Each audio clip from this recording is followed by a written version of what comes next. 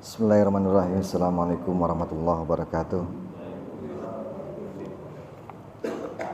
Alhamdulillah rabbil alamin, bihi nasta'in wa ala umuri dunya waddin. Asyhadu an la ilaha illallah wahdahu la syarikalah wa asyhadu anna Muhammadan abduhu wa rasuluhu la nabiyya ba'dah. Allahumma shalli wa sallim wa barik ala sayyidina Muhammadin wa ala alihi wa ashabi ajma'in, amma ba'd. Syukur kehadirat Allah Subhanahu wa taala atas segala nikmat dan karunia-Nya kepada kita semua. Nikmat yang begitu luas, nikmat yang begitu banyak, terutama nikmat iman, nikmat Islam, juga nikmat sehat walafiat, sehingga kita sama-sama berkumpul di tempat yang penuh barokah ini dalam rangka muhasabah, muwajahah, sekaligus juga thalabul ilmi. Mudah-mudahan harapan-harapan kita, keinginan kita ya, tidak hanya sebagai orang yang belajar dan memahami ilmu pengetahuan, tetapi juga bagaimana kita ini menghormati dan punya adab terhadap ilmu pengetahuan. Mudah-mudahan ini menjadi rangkaian dari kegiatan ibadah yang tentu saja mendapatkan limpahan barokah dan pahala dari Allah Subhanahu wa taala. Amin. Salawat dan salam senantiasa teriring dan tercurah kepada Nabi Muhammad SAW, Nabi yang senantiasa memberikan suri tauladan bagi seluruh umat manusia, Nabi akhir zaman, Nabi yang senantiasa mengingat umatnya. Bahkan bagi beliau umat adalah hal yang paling penting, bahkan melebihi keluarganya sendiri, melebihi dirinya sendiri. Sehingga Nabi tatkala wafat, menjelang wafat, yang disebut itu adalah umatnya. Ummati. Ini menunjukkan betapa Nabi itu memiliki rasa kepedulian yang sangat tinggi, memiliki harapan yang sangat besar terhadap umatnya. Dan alhamdulillah, insyaallah kita merupakan umat Muhammad, ya, umat Muslim, umat yang terakhir, umat yang terbaik, khairul ummah, umat yang tengah-tengah, ummatan wasato, yang insya Allah mendapatkan limpahan syafaat nanti di yaumil qiyamah. Amin. Kita lanjutkan kajian kita yang setiap 1 bulan 1 kali. Bismillahirrahmanirrahim. Wal maqalatus tsaniyah asyarah. Makalah yang kedua 10, berarti yang ke-12. As-tsaniyah kedua, asyarah 10, berarti makalah yang ke-12. An ba'dil hukamai, dari sebagian ahli hukum. Ahli hukama itu adalah, di sini pengarang kitab menyebutnya attibaul qulub, orang-orang yang menjadi dokter spiritual. Biasanya hukama seringkali diartikan dengan para filosof atau para ahli kebijakan. Jadi ada hukama, ahli hukum, ada fuqaha, ahli fikih, ada juga nuhat, ahli nahwu, macam-macam.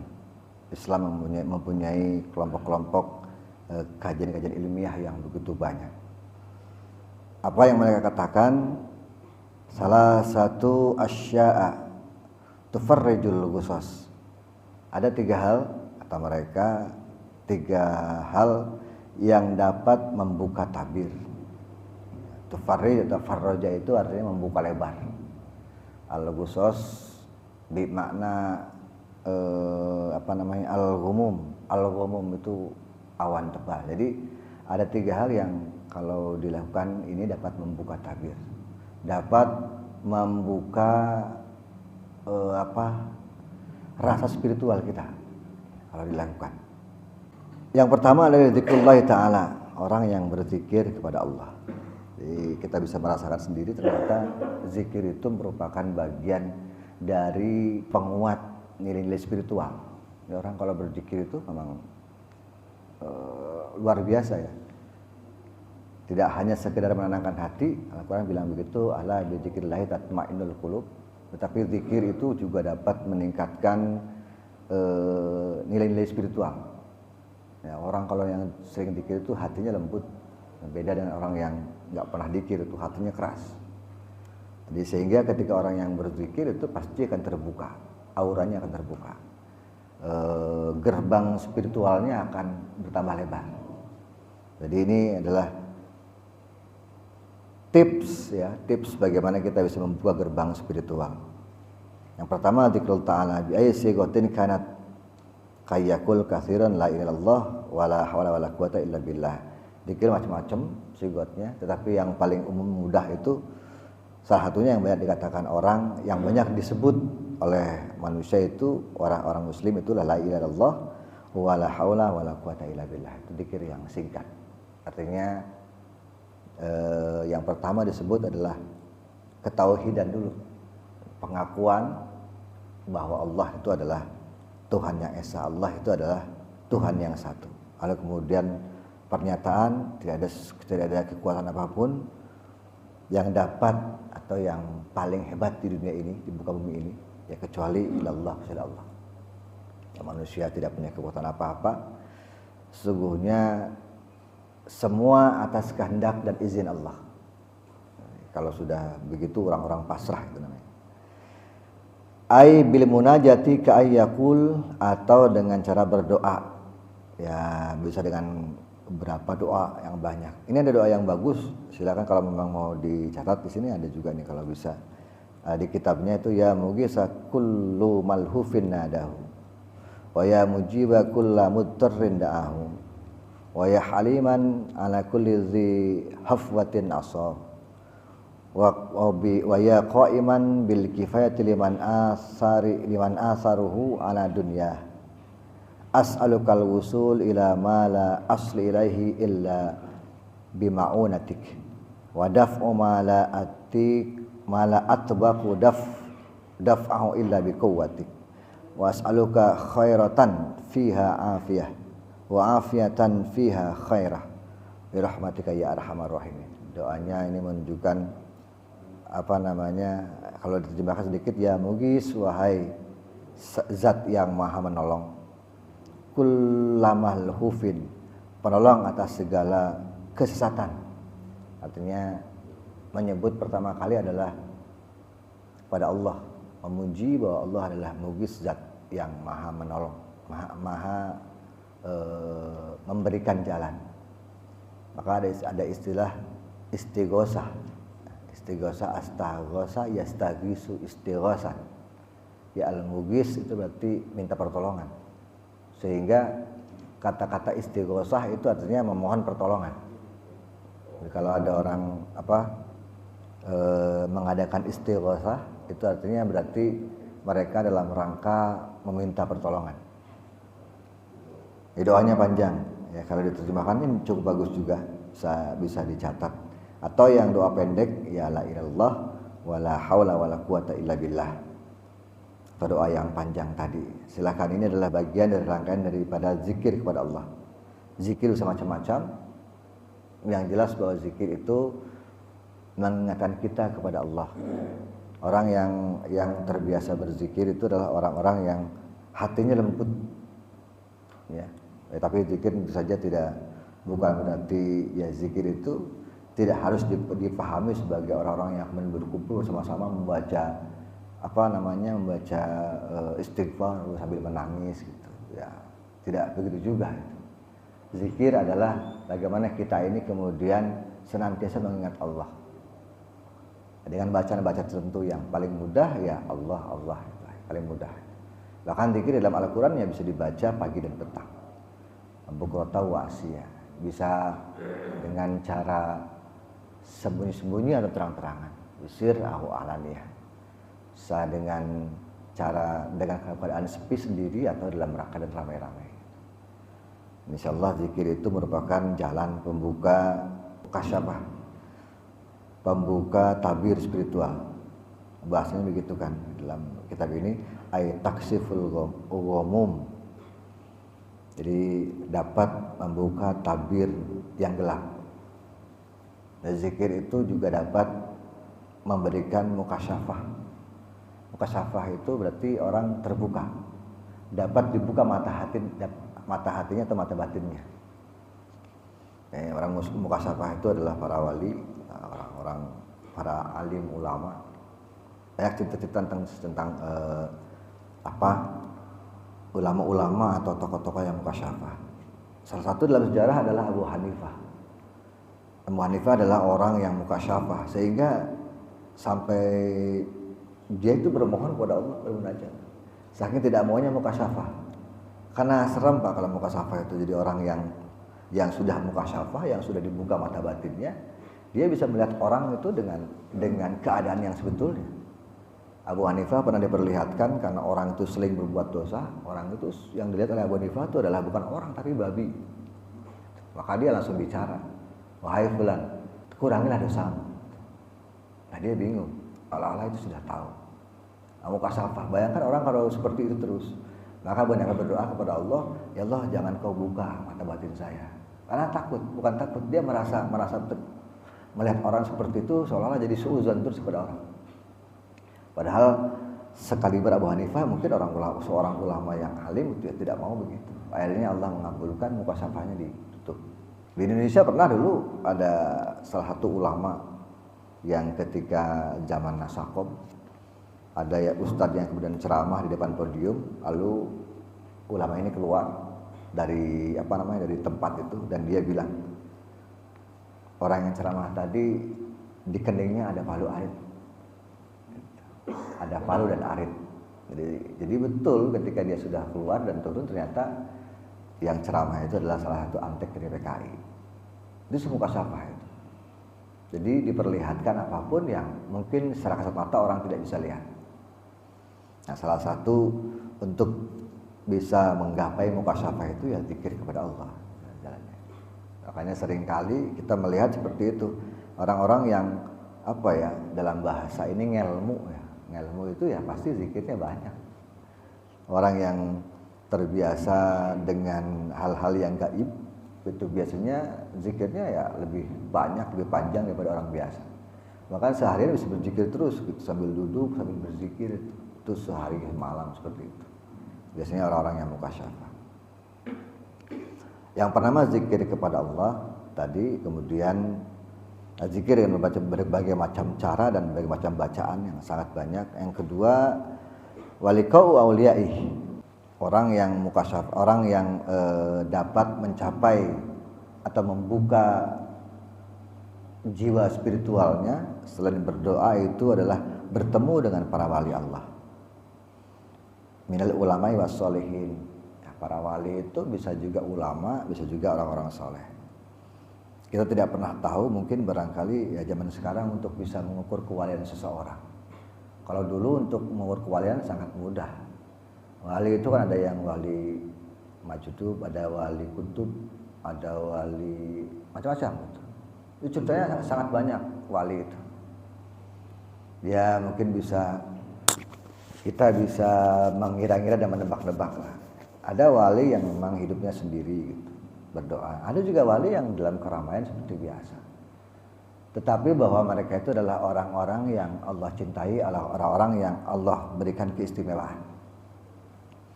Sehingga contoh di dalam Al-Quran, inna awliya Allahu la khaufun alaihim wa lahum yahzanun. Sesungguhnya para wali Allah itu adalah mereka orang-orang yang tidak pernah takut dan gelisah. Kalau kita sudah merasa seperti itu, kita tidak pernah takut lagi tentang hidup di dunia gitu. Tidak pernah kita khawatir atau gelisah tentang hal-hal yang bersifat duniawi. Nggak ada kegelisahan dalam hati kita. Sehingga para wali itu adalah orang-orang yang senantiasa bergembira. Nggak pernah gelisah, nggak pernah takut dalam hal apapun. Ya kalau kita kan sudah berpikir duluan ya, jangankan persoalan takut, kita sudah menimbang-nimbang. Hidup di dunia itu sudah kita, yang dicari oleh kita, yang diingat oleh kita adalah bekal hidup. Bekal untuk bagaimana kita menghidupi keluarga, anak istri. Bekal untuk bagaimana kita ini kemudian mendapat kehormatan di tengah masyarakat. Pasti itu yang dicari. Nah, kalau para wali Allah ya sudah tidak mencapai itu lagi. Mereka tidak gelisah. Mereka tidak peduli dengan besok mau bisa makan apa enggak peduli dengan harta yang saya punya ini cukup untuk besok atau enggak.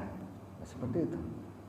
Sehingga untuk sekelas wali itu ya sudah tidak memikirkan begitu. Nabi pun sudah mencapai, ya bukan mencapai, memang Nabi seperti itu.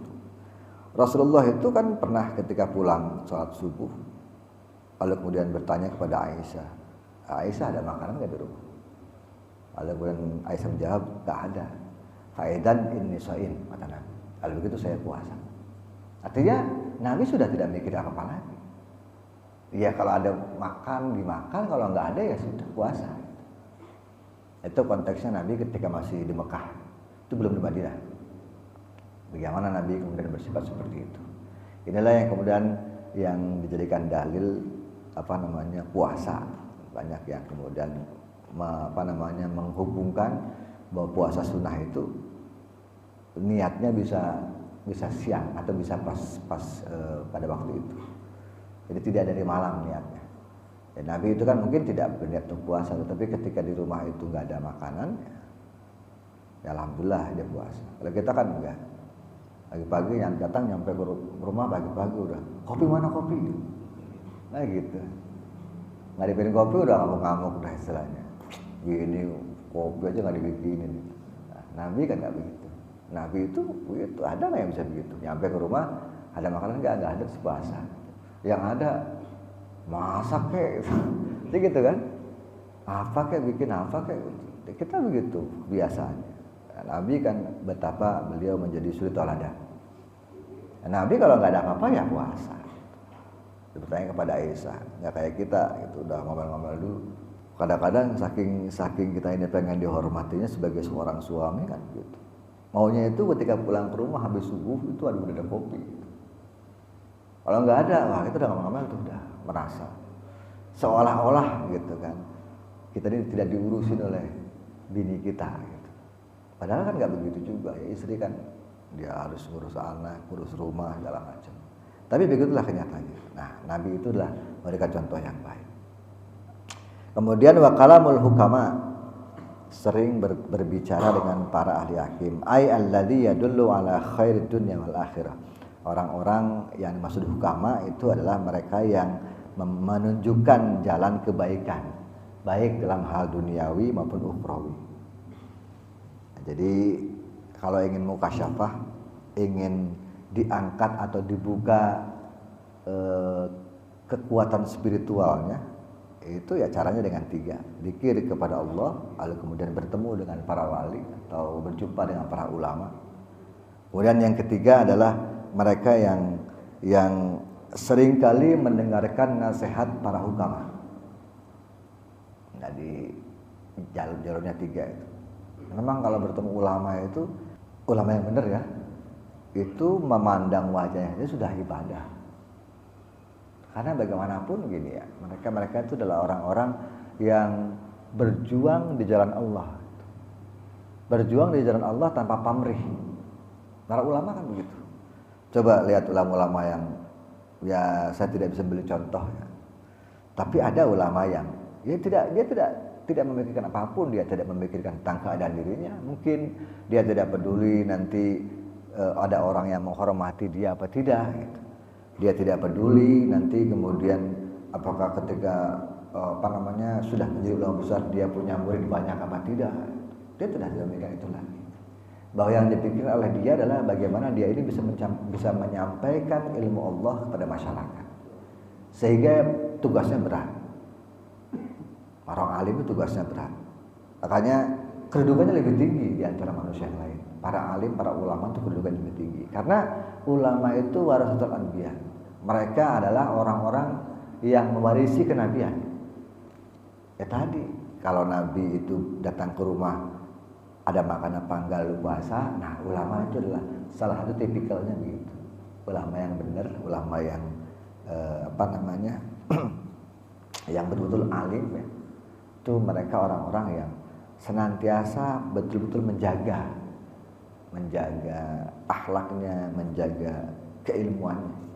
Sehingga mereka kedudukannya lebih tinggi dibanding manusia yang lain. Karena dengan pengetahuan, dengan ilmu itu mereka menjadi terhormat. Itu. Ulama yang dimaksud bukan saya tidak mendiskreditkan para dai.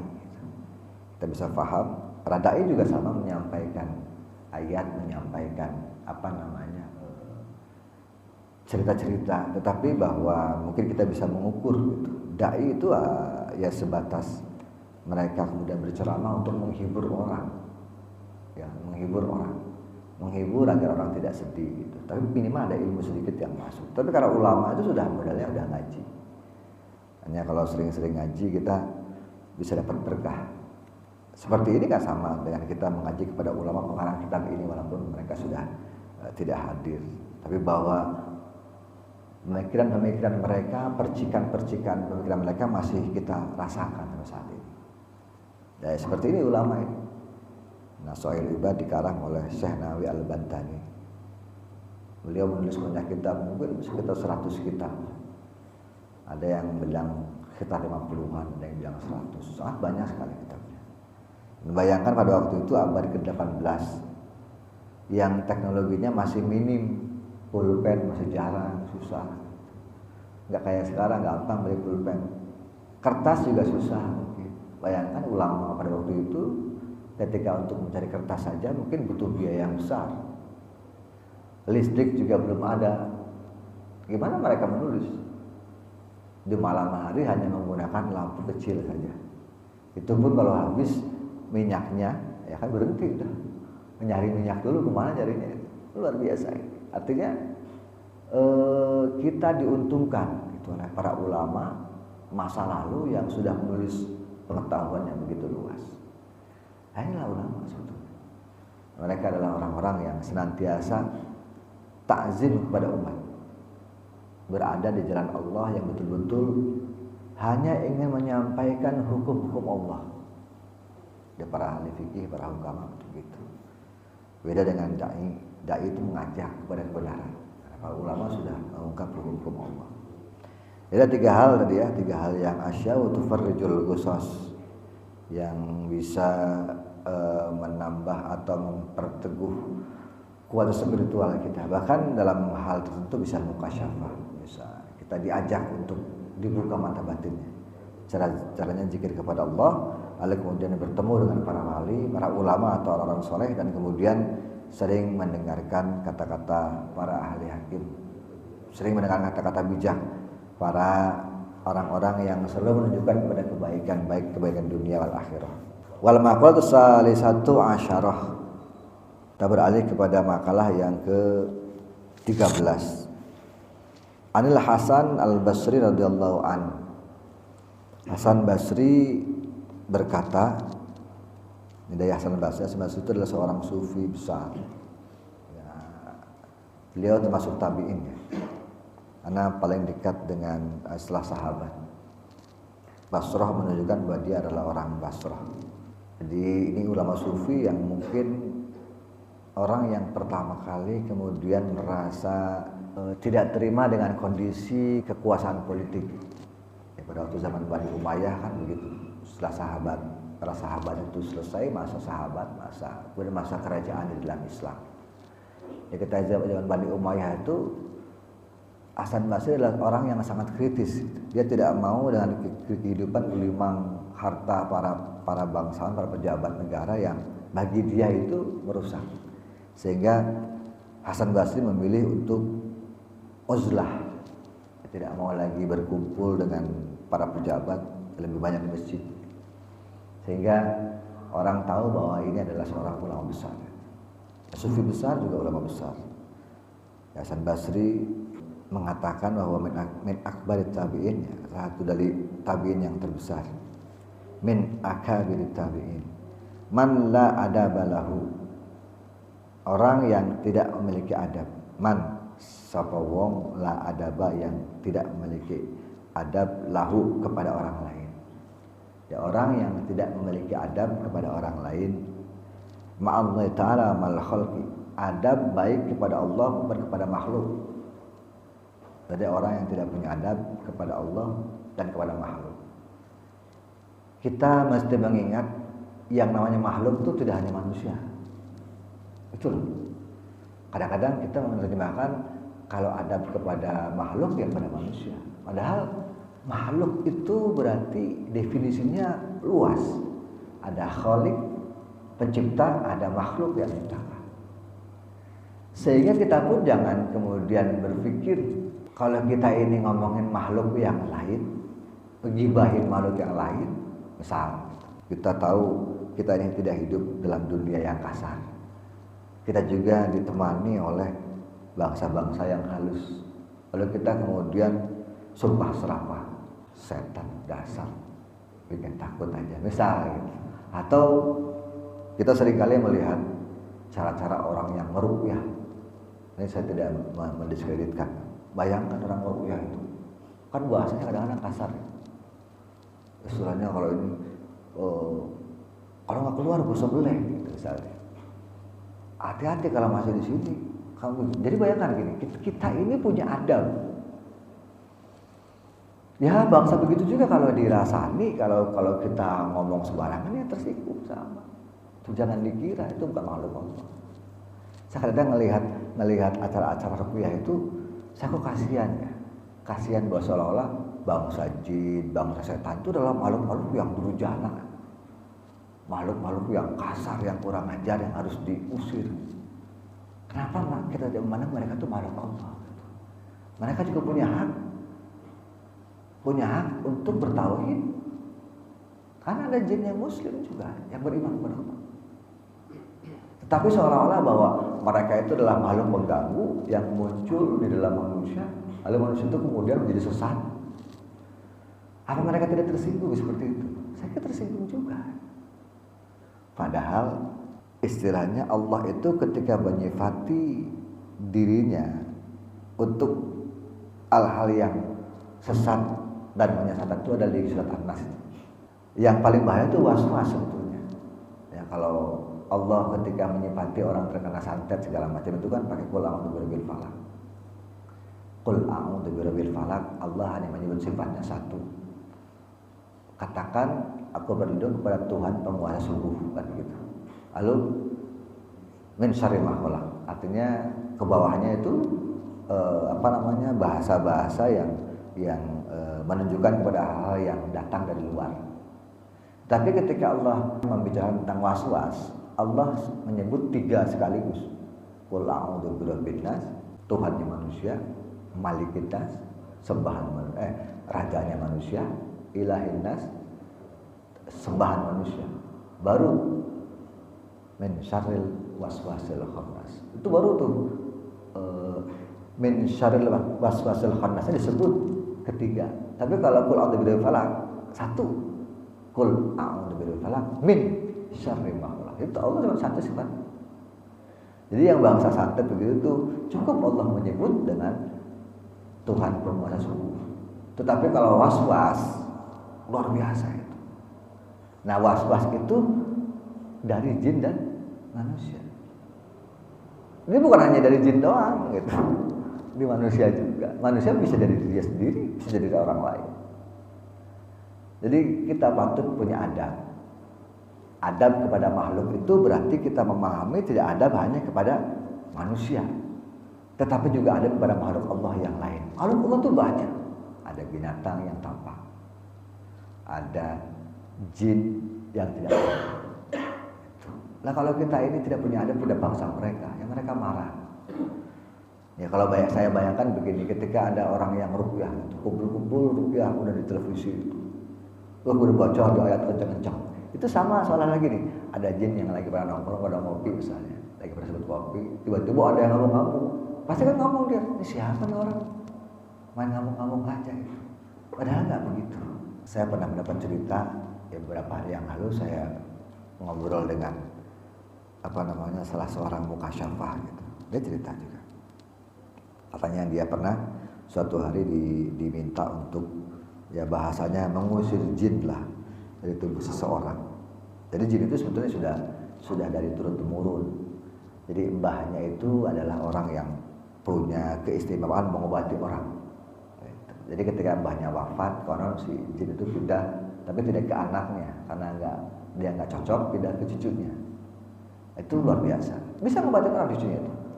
Tapi ketika ngobatin orang tuh dia merasa seolah bukan diri sendiri gitu. Sehingga kalau sudah ngobatin orang mungkin dia bisa kesurupan, bisa segala macam. Akhirnya dengan susah payah ketemulah dengan salah satu orang itu, lalu dinasihatin. Ketika dinasihatin, bayangkan ketika ingin dikeluarkan, si jin itu nangis. Kalau saya keluar dari sini, saya mau ikut siapa? Ini kan kita manusia kita bocor. Kita saja kalau diusir dari rumah, kita nggak mau siapa ikut sama siapa. Kita juga merasa sedih. Nah, orang itu bilang seperti itu, nangis dia. Iya juga ya, coba. Mereka makhluk Allah yang bersemayam di tubuh yang dia sukai. Lalu ketika kita usir, nangis. Kalau kamu usir saya mau ikut siapa? Karena dia sudah tidak ada lagi dari keturunan mbahnya itu. Akhirnya dengan cara yang bijak, udah gini, kamu tinggal di masjid. Udah di sini masjidnya ramai, kamu dengar ngaji, kamu sholat di sini, insyaallah barokah. Baru mau. Artinya dengan susah payah. Jadi kita punya adab untuk mengeluarkan hal-hal kayak gitu saja, gitu kita punya adab. Enggak sembarangan langsung pakai ayat terbuah segala macam. Yang ada jinnya pada ngumpul, itu bukan pada keluar. Sama kayak orang lagi ngamuk-ngamuk, ada orang pada ngopi, bingung entah ngapain itu orang pada ngamuk-ngamuk, pada lagi teriak-teriak kan gitu sama. Bayangkan orang teriak-teriak, baca ayat, seolah-olah bahwa ini adalah yang bersuara, ini makhluk jahat. Kan pikiran kita sudah begitu. Ini ada artinya tidak ada adab kepada makhluk. Maksudnya adab kepada makhluk. Kata Hasan Basri begitu. Man la adabalahu la ilma lahu. Orang yang tidak beradab itu tidak akan bisa memiliki pengetahuan. Karena adab dan ilmu itu nyambung jadi satu. Sehingga kita waktu kecil dulu di pesantren diajarin kitab Ta'limul Muta'allim, adab bagaimana kita memperoleh ilmu. Sehingga ketika kita ingin belajar atau menuntut ilmu itu salah satu syaratnya adalah ikhlas. Ya, kalau kita nggak ikhlas, berarti adabnya tidak ada. Apalagi tidak menghormati guru, apalagi tidak menghormati ilmu. Orang yang tidak berakhlak itu sudah dipastikan adalah orang yang tidak memiliki pengetahuan. Kira-kira begitulah gambarannya. Ya lihat aja lah, kita bisa mengukur orang yang memiliki pengalaman pendidikan. Semakin tinggi pendidikan yang diperoleh, orang mestinya harus semakin baik akhlaknya, adabnya. Tetapi semakin rendah orang memperoleh pendidikan, maka semakin buruk akhlaknya. Sekalipun bahwa itu tidak menjadi jaminan. Ada juga orang-orang yang sudah dididik dari kecil memiliki adab yang baik, tetapi memang tidak memiliki ilmu yang baik.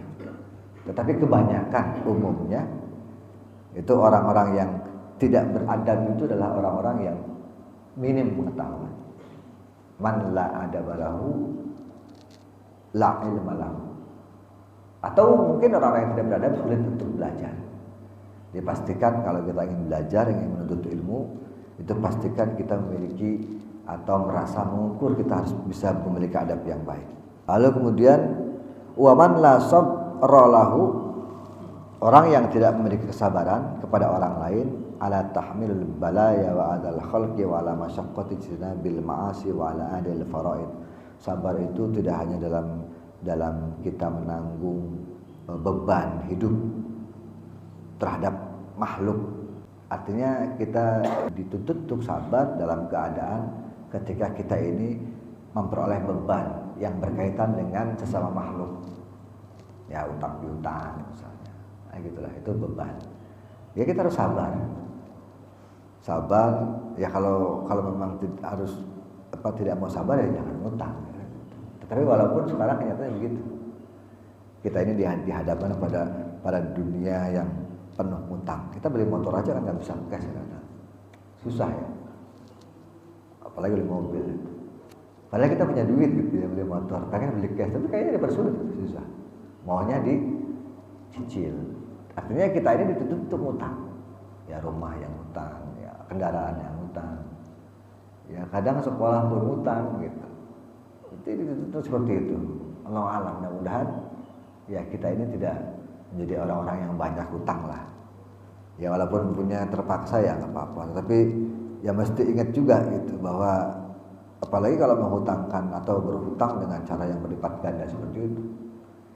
Saya pikir mungkin begitu ya, kita beli kendaraan itu ketika melihat nilai yang bertambah.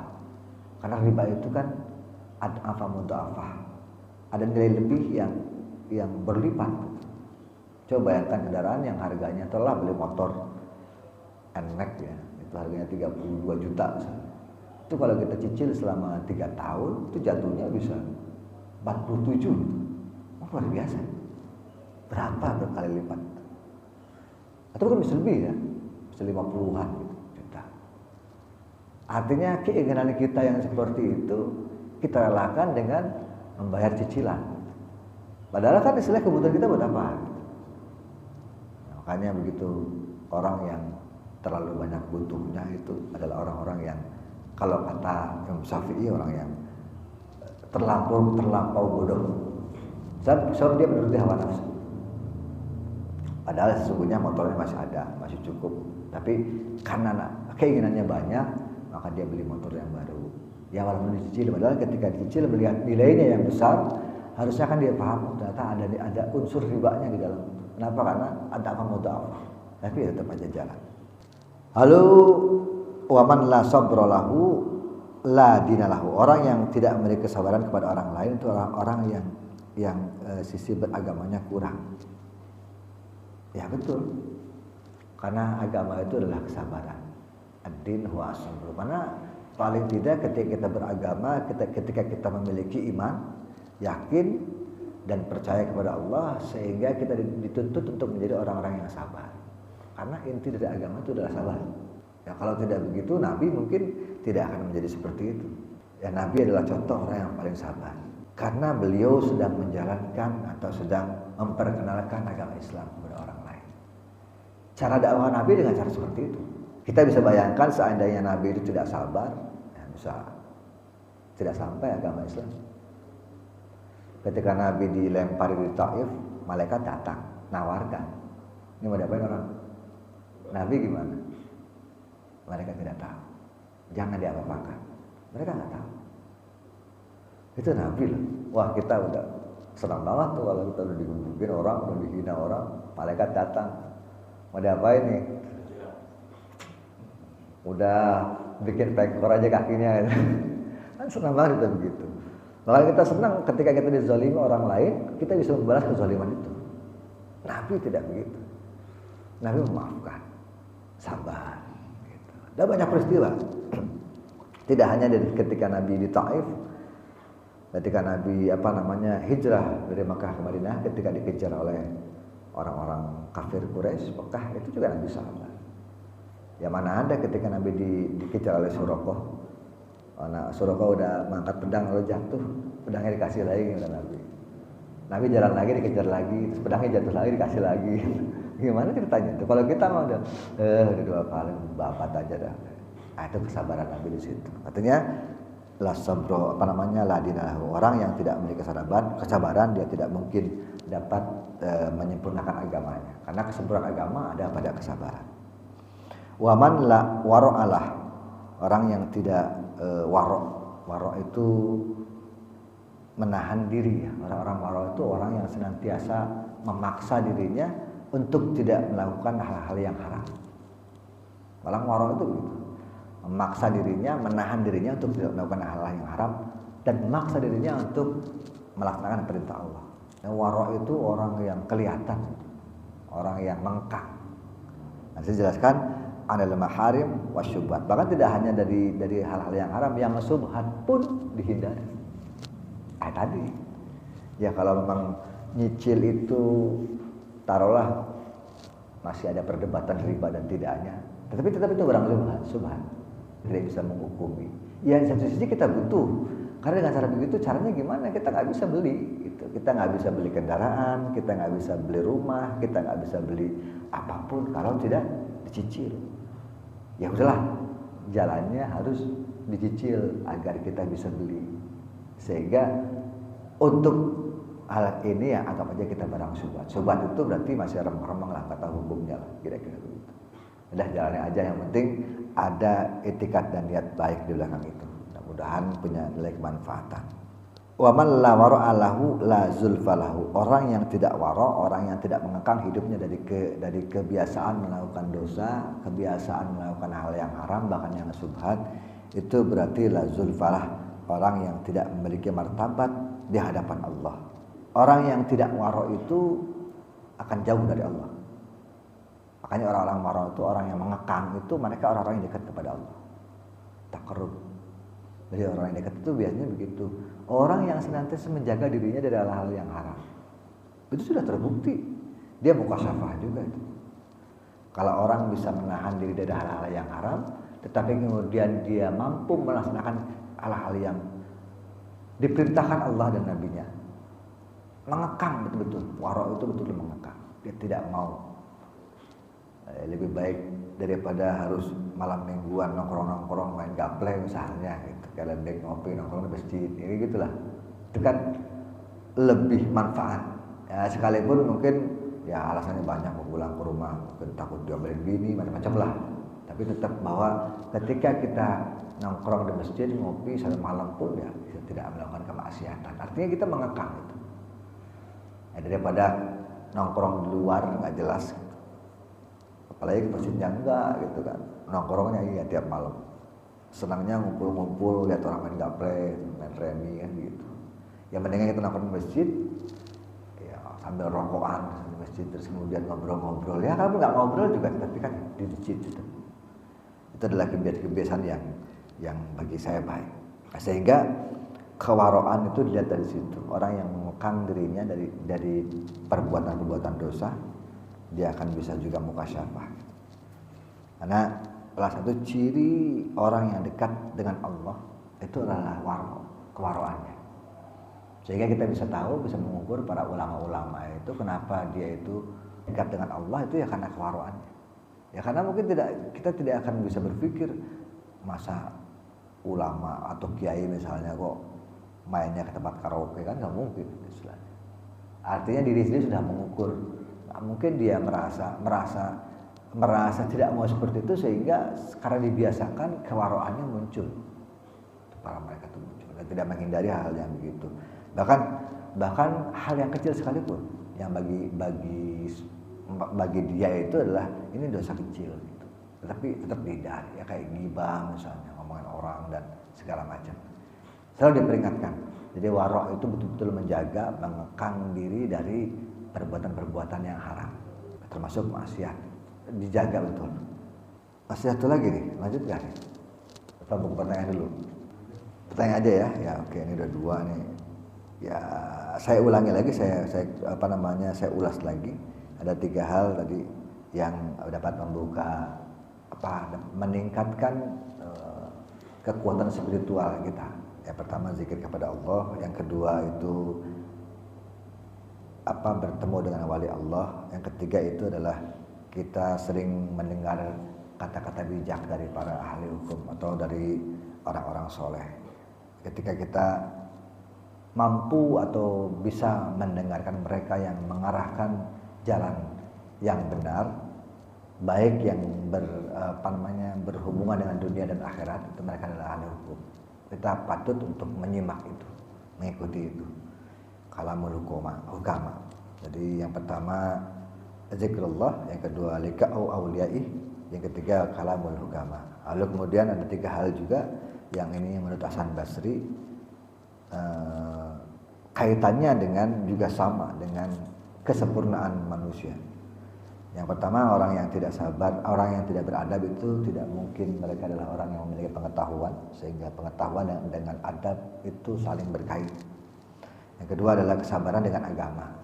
Jadi tidak mungkin orang yang tidak sabar berarti patut dipertanyakan agamanya.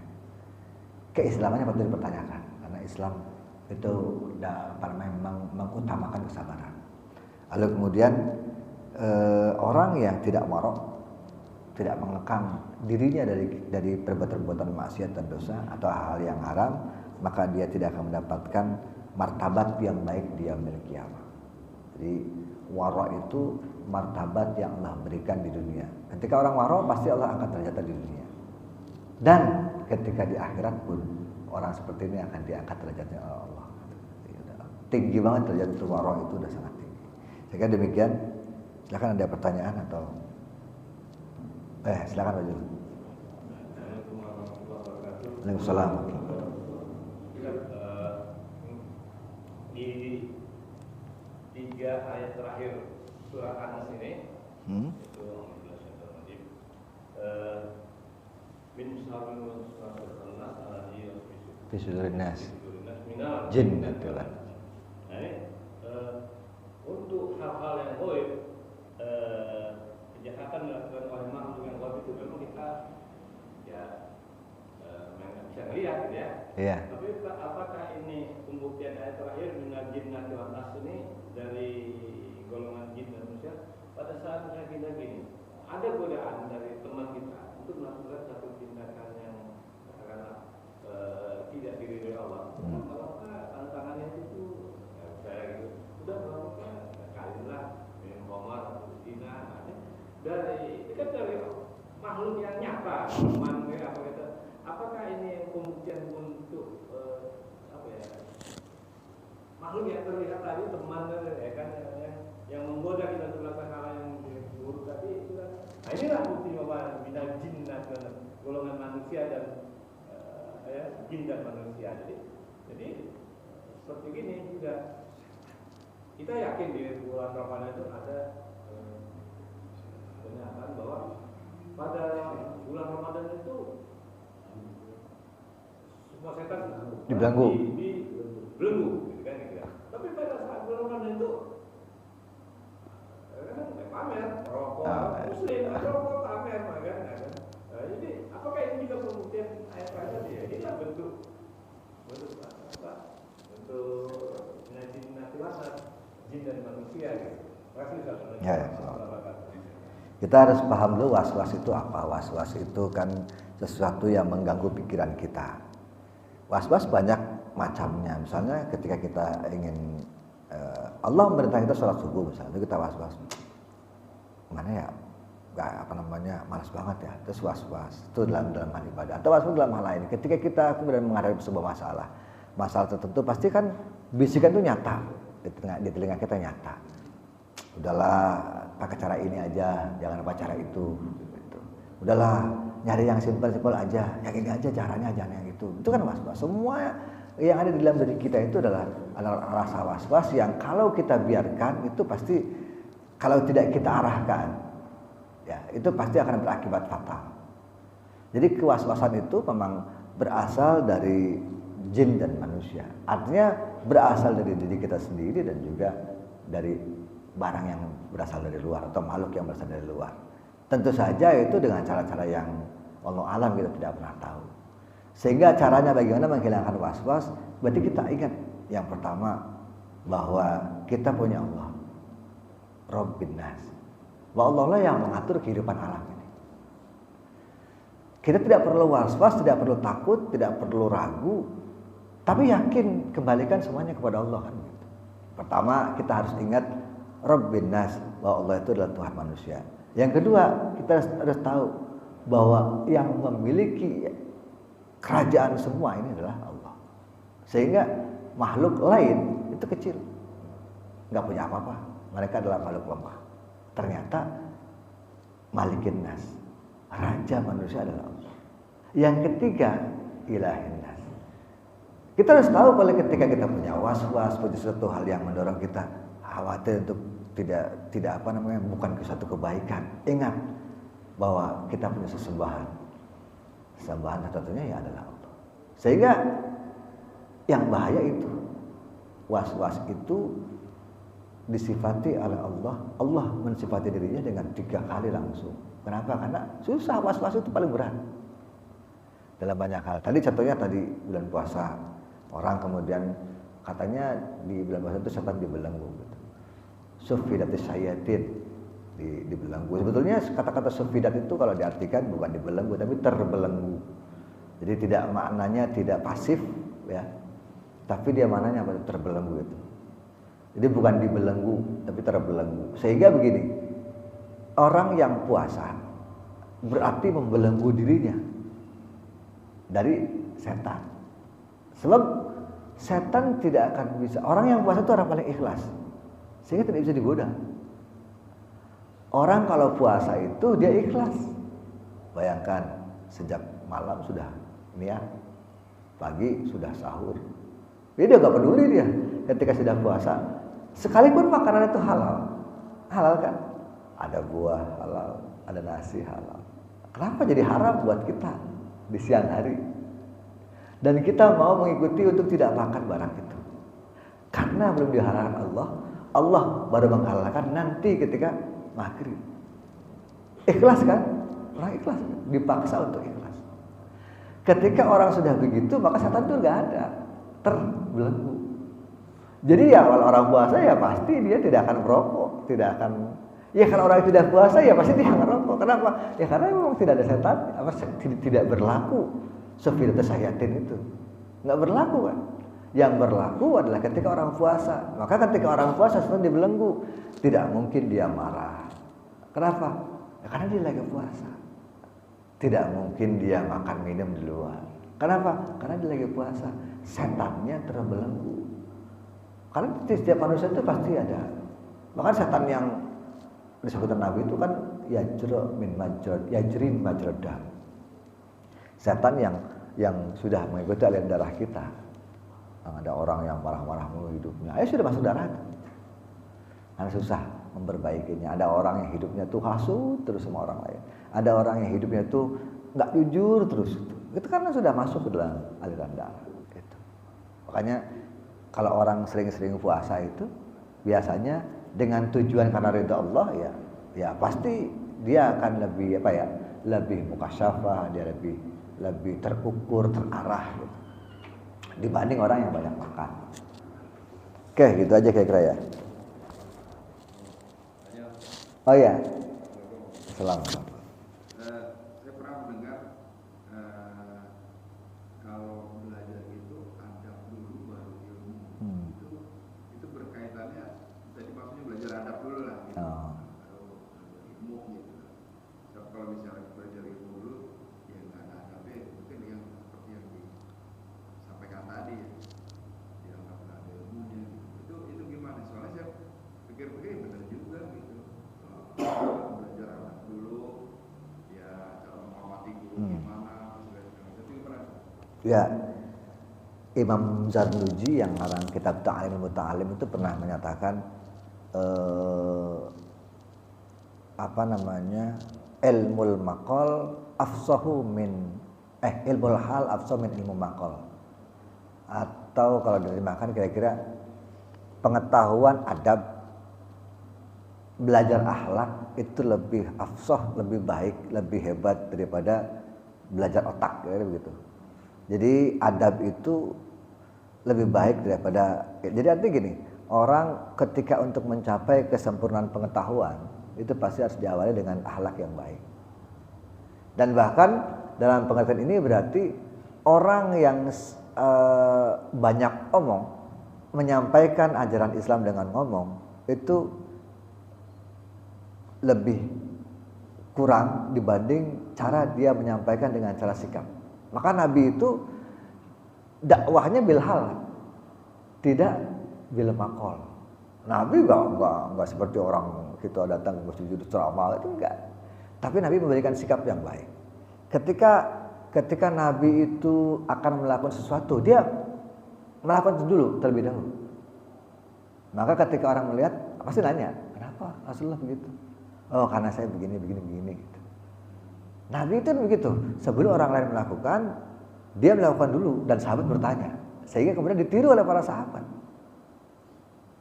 Banyak contohnya. Nah, salah satunya apa ya yang paling mudah ya Nabi itu. Artinya bahwa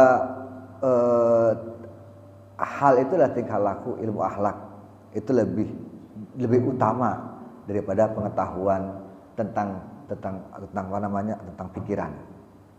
Ini pengetahuan itu diperoleh berdasarkan dari cara kita memperlakukan ilmu pengetahuan tersebut. Orang yang berakhlak itu pasti, artinya gini, orang yang beramal akhlak pasti dia berjalan dari pengetahuan yang dia peroleh. Tapi ketika dia tidak beradab, berarti dipastikan dia minim memperoleh pengetahuan. Tetapi intinya bahwa ilmu hal itu lebih baik, lebih utama, afsah lebih utama daripada ilmu maqal. Maqal itu artinya ya kita memberikan atau bisa pikiran atau apa. Tapi yang jelas maqal itu biasanya tempat bicara. Jadi ketika orang itu banyak ngomong kan begitu. Makanya Al-Ghazali kan selalu memperingatkan kita seperti itu. Bahayanya manusia itu adalah ketika di lisannya. orang kalau sudah tergelincir lisan itu efeknya bisa kemana-mana. Tidak hanya sekarang tapi juga nanti belakangan. Kalau sakit badan bahkan jatuh sakit badan tuh dipukul selesai masalah. Tapi kalau sudah ngomong salah. Makanya salamatul insan fi hifdzil lisan gitu. Selamatnya manusia itu karena memang dari lidah, dari lisannya. Itu udah dipastikan. Sehingga kita ada istilah dalam tradisi kalau ada si A itu ngomongnya itu buruk, itu bisa 7 turunan itu nggak disukai. Artinya terjadi seperti itu, bahkan perang pun bisa terjadi karena salah ngomong. Oh bahaya itu. Perang itu bisa terjadi karena salah ngomong, bukan karena dia saling serang, bukan, karena salah ngomong. Perang antar suku, perang antar bangsa, dulu pun begitu. Apalagi dulu zaman awal-awal Islam, satu ucapan yang tidak diterima gitu lah suku lain jadi perang. Itu luar biasa. Makanya sudah diingatkan oleh para ulama, lisan itu lebih baik. Sehingga kemudian bahasa sikap itu adalah bahasa perilaku. Afsah min lisanil maqal, lebih baik, lebih utama daripada bahasa tutur. Bahasa sikap itu lebih baik, lebih utama daripada bahasa tutur. Jadi bersikaplah yang baik, kan bahasanya gitu. Bertuturlah yang baik. Ya, tapi sikap lebih utama. Karena orang itu akan melihat contoh, bukan omongan ya, kebanyakan. Kalau kita ada punya tetangga, punya teman, sikapnya baik, itu yang kita tiru. Bukan karena dia banyak omong, tapi sikapnya kan, bagus ya dia. Tapi dia melakukan dulu gitu. Tidak ngajak orang, yuk ke sini gitu. Enggak, dia melakukan dulu sehingga orang lain melihat contoh yang baik. Bisa begitu ya. Tanpa harus dia ngomong, tapi itu menjadi contoh yang baik ditiru oleh orang lain. Para ulama dulu kan begitu. Bayangkan bagaimana Islam ini bisa sampai ke Indonesia kalau tidak dengan cara hal.